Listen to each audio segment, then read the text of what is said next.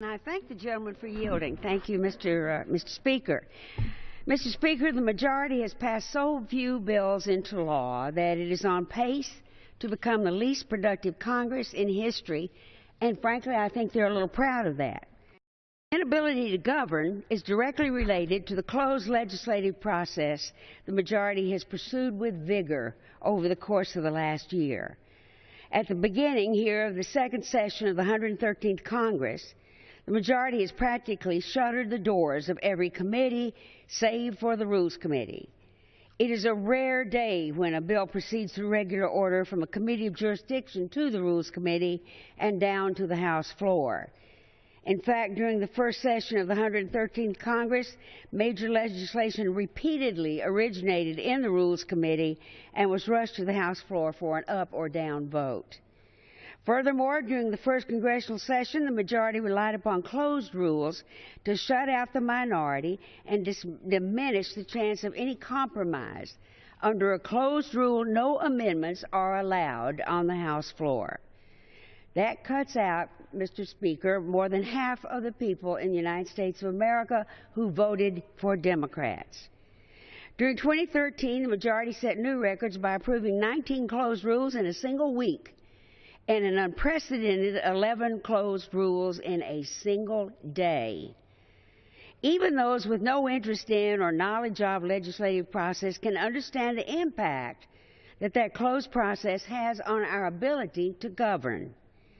Every member of this chamber was sent here with a simple duty to represent our constituents to the best of our ability. But by closing down the legislative process, the majority is preventing 200 duly elected members of Congress from being able to do just that. Collectively, we members of the minority represent more than 142 million Americans, each one of us entrusted to work on their behalf.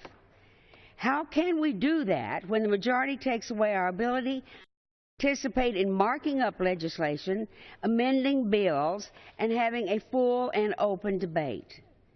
The Rules Committee has the unique and powerful ability to open up the legislative process and get Congress working again. In our committee, we can amend bills, improve legislation, set the terms of debate so every member of the House can participate in the legislative process. And that is why I am so dismayed and somewhat disgusted at the proposed rule the majority in the Rules Committee has carried to the floor today. Before us is a single resolution for 3 bills. Under this resolution, 2 of those bills are considered under closed rules, which are not amendable, not discussable, and 1 is considered under a structured rule. And that one came up 2 days ago, has had no committee action whatever. Now, the bill being considered under a structured rule tries to revoke virtually all the regulation powers from the EPA, the agency that protects our health, our rivers, our air, and our land.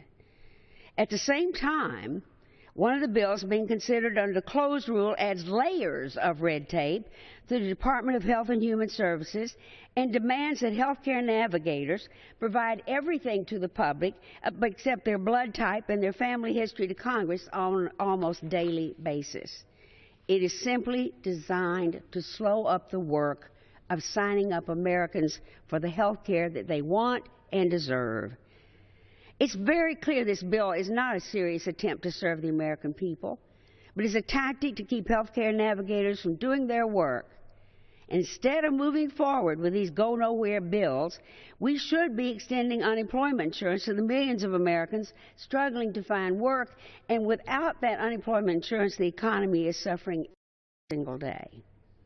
Now, just before we left for Christmas, the last day we were here, and the debate on the rule of the budget, we had a vote that we could have done to extend the unemployment during the rules debate on the floor.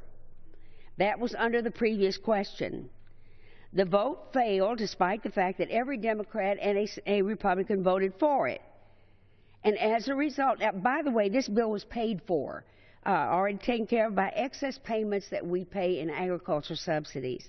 It was an extension for 3 months, but that was not good enough. So today you're going to have another chance to do just that, to extend the unemployment insurance, and I strongly urge my colleagues to do it. If my colleagues will join me in voting no on the previous question, a 3-month extension of unemployment benefits will come to the floor for an immediate vote. This is the same bipartisan bill moving forward in the Senate, deserves the same consideration here in the House. Today, more than 1.3 million Americans have lost access, not only 1.3 Americans and their families, to the unemployment insurance. Soon it will be over 2 million, and by probably the end of March or May, 5 million. For so many, it's their only source of income and the only way they can pay their heating bills and buy food during these cold winter days. We've got to stand up for the millions of Americans struggling to get by through no fault of their own, because you remember that in order to be eligible for unemployment insurance, you have to prove that you are looking for work. So I strongly urge my colleagues to vote no on the previous question when it comes up, so that we can have an immediate vote to extend unemployment insurance and finally do something in this House and through this Rules Committee that will benefit the Americans and make our constituents know that we count for something. I yield back the balance of my time.